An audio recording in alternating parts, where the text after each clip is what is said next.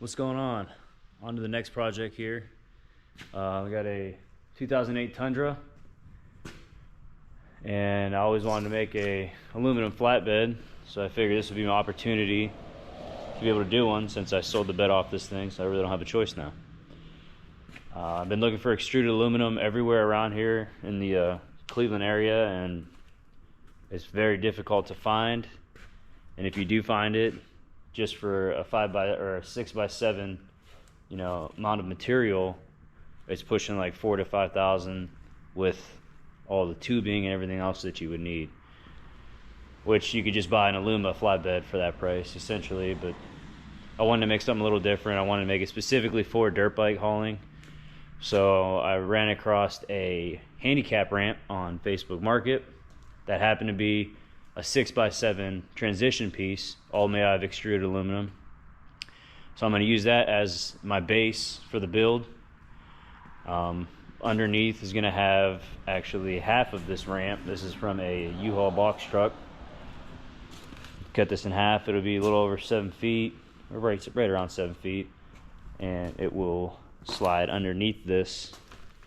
Have some angle iron dropped under it so it could slide in and out, and you could literally walk your bike up and like literally walk right next to it, which would be super helpful. I got some toolboxes pre-made. I didn't make these things. Not bad. So they'll go back here. I'm definitely going to do side rails, which I'll integrate from the rest of the walk ramp here. I'll probably cut this thing right down the center. Be 2-foot side rails by 7 foot. These are all, once you get these side rails off of them and cut off a couple tacks underneath, you could interchange these things and basically link them together for as long as you want them to be. So the whole outside of it will have this extruded aluminum look, which I think will look pretty clean, and I'll utilize a lot of their angle iron that they use to cap this stuff to finish it off to make it look good. And then on the corners, I'll have the sides removable. I'll reuse these and weld these onto the bottom of the side rails so that you could take the sides off if you're going to load skids or something on the back of this thing. I doubt I ever will, but it's good to have the option. But I've done some aluminum welding. I'm not like the greatest at it by any means, but I just picked up a spoolmate.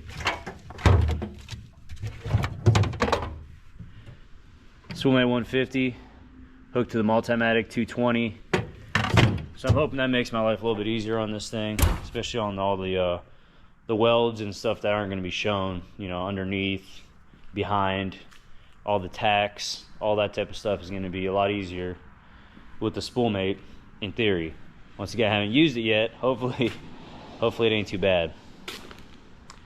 But other than that, I got some new wheels coming for this thing. It's not lifted. In the rear, it has, I think, a 2-inch leveling in the front. But I got some 35s.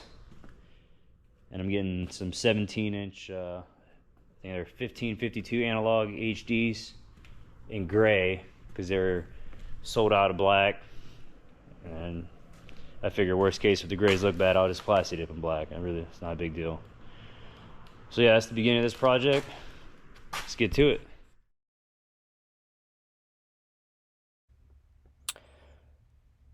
Here I'm just trying to figure out the measurements for the side bed rails.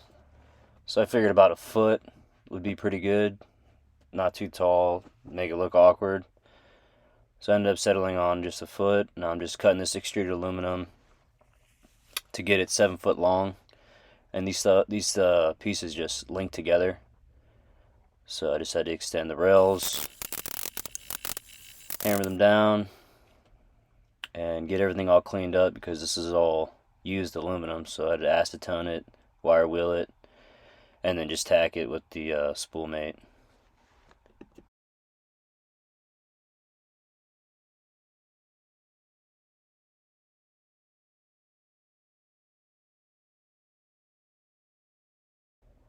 For the main supports of the bed, I ended up getting some 3-inch I-beam and centered them out the same width as the Toyota's frame, and then just tacked them up and got ready to figure out the ramp system on it.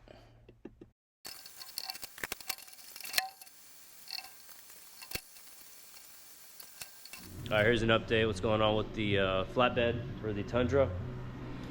Picked up some aluminum yesterday, still under budget here. I got some 3-inch I-beam for some structural integrity underneath this thing. I'm going to tie it in with the spool mate on every single piece of the extruded aluminum on inner and outer.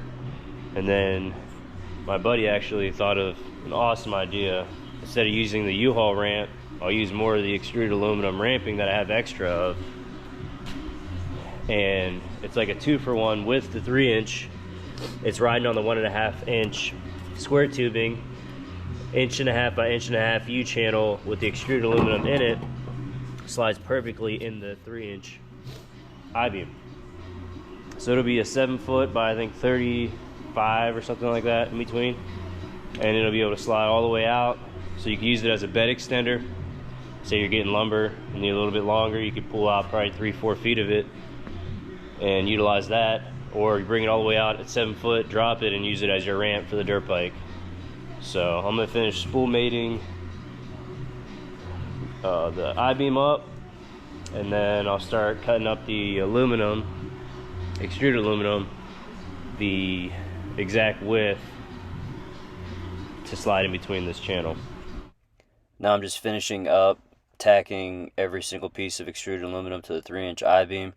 On the inner and outer, took quite a bit of time, but figured that'd be a pretty strong way to make sure this thing stays attached.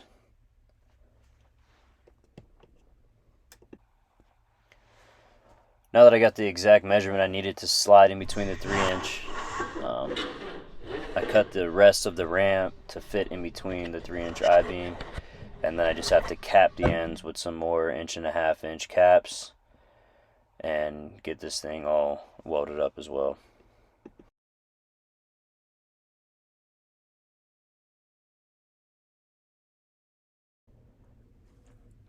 So I wasn't really happy with the width of the bed, so I ended up getting some 2x6 pieces of aluminum, cutting the 1.5 on the sides so that I could slip them onto the sides of the extruded aluminum by 2 inches on each side, giving me a total of 8 inches of width. And that helps with being able to hook fenders and toolboxes to the side of it, which is putting nutserts underneath it. Here's where I started figuring out the back bumper. I was basing a lot of it off of the size of the taillights that I ended up going with, so I was just building around them because I knew I wanted the taillights protected. So I basically wanted to build a cage essentially around them so that they're recessed into the bumper, so if I did hit something, it's going to hit the aluminum and not the taillight. And that's what gave it the overall look. Also was trying to figure out a clean design for the ramp to come out and to match the headache rack. The headache rack has a double 1 by 1.5 inch going across, so I went for the same look on the bumper. Just the 1.5 inch tubes I went across the center of this, which ended up turning out pretty good. The ramp ends up sliding out really nice, so I really can't complain on how it turned out for not really having any blueprints and just really just going with the flow of things.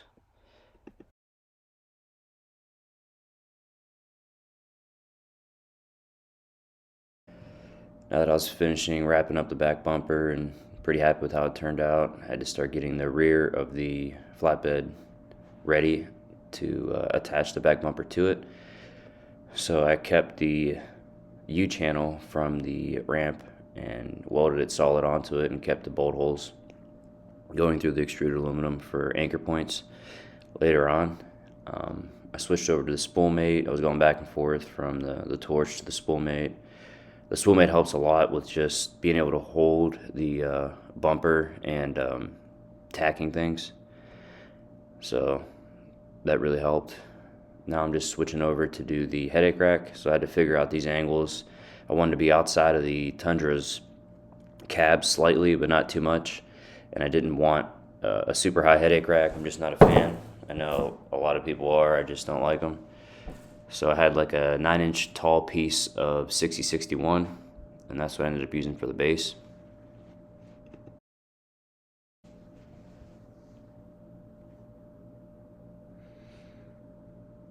Now I headed over to my buddy's shop where he has the CNC Crossfire Pro, and we're just making the mounts so that the bed could be about 6 inches above the wheels. So I had 1/4 inch 3x3 square tubing and 1/4 inch 6061 flat. So we just made some arcs in the square tubing so that we can access the inside of that when we want to bolt it onto the frame itself. So I just hand TIG those out and then just had it set to where I wanted it and tacked them in place so that I knew I was good, and then I would take it back off and then really start putting the heat to it when I could get in a better welding position than opposed to like welding upside down, which is super hard. So I have a Multimatic 220 and it's rated to do a 1/4 inch with the torch, but honestly it did not like the 1/4 inch. I was struggling a lot with it. It took basically everything it had to get it to the point where I could actually start adding filler rod to it. But when I switched over to the spoolmate, I didn't realize how much more power the spoolmate actually has, and it's just way more capable of penetrating way thicker aluminum, which I had no idea. So I kind of wish I would have spoolmated those posts on it, because I basically burned up my my torch. It just was getting, I was just sitting in the same spot way too long, and it was just getting way too hot. So since all this stuff was used, it was a handicap ramp for probably at least 5 years. It had an oxidation on it, so I got some acid for aluminum, and it cleans off all the oxidation off of it, and wire wheeled it, steel brushed it, and then just sprayed it all off. And that helps a lot for the etching primer to be able to stick to it. I mean, it's hard enough to paint aluminum. It usually doesn't want to stick, so this gives you your best chance for it to stick. I mean, hopefully it stays all right. I put a self-etching primer on it, and then a 2-part urethane. But now I'm just measuring and drilling out all the holes for the parking sensors that were in the bumper of the Tundra. I just wanted to make sure I integrated those into them. I thought that'd be a cool little feature for it.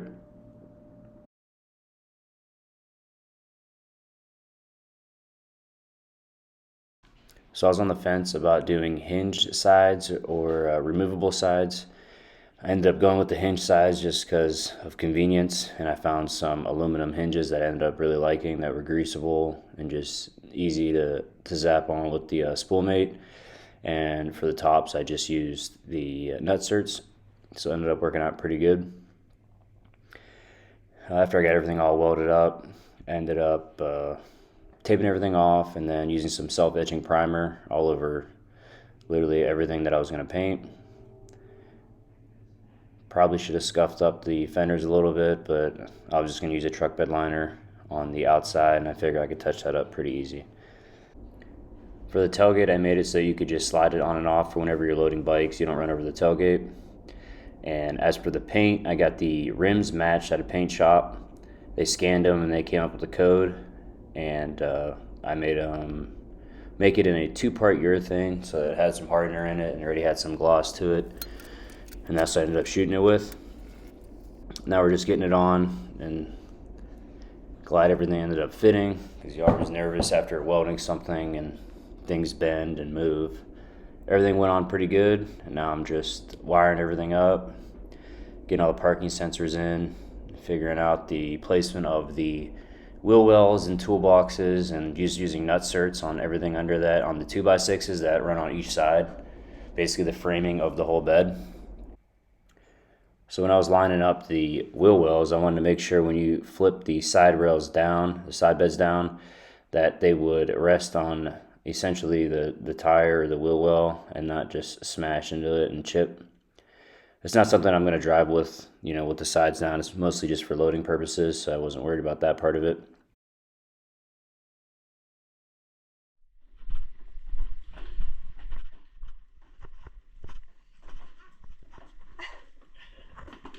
Look at Daddy's truck.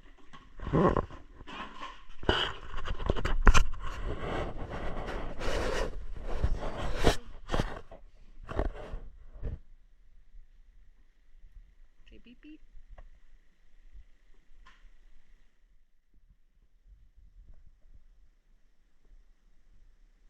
All right, Hazel, start it up. Ready? Ready? Rat. You ready?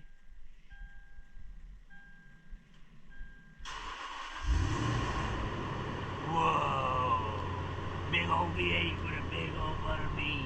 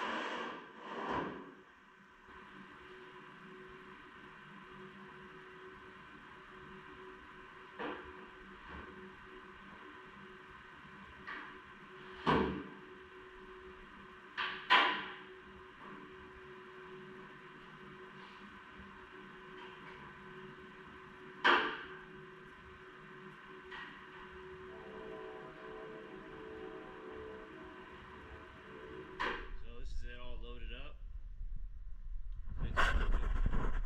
It's strapped down. We have room for, we've already used it with 3 bikes side by side by side.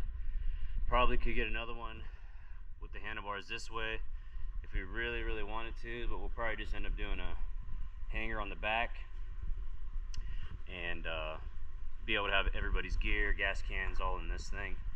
There is airbags under it now, so whatever pressure we're gonna need, if we need 60 pounds of pressure to keep this thing up and not hit the wheels, then we'll be good to go to haul 4 bikes with this thing and everybody's gear, and then we can all ride in one truck, which was the whole idea of the whole build. So.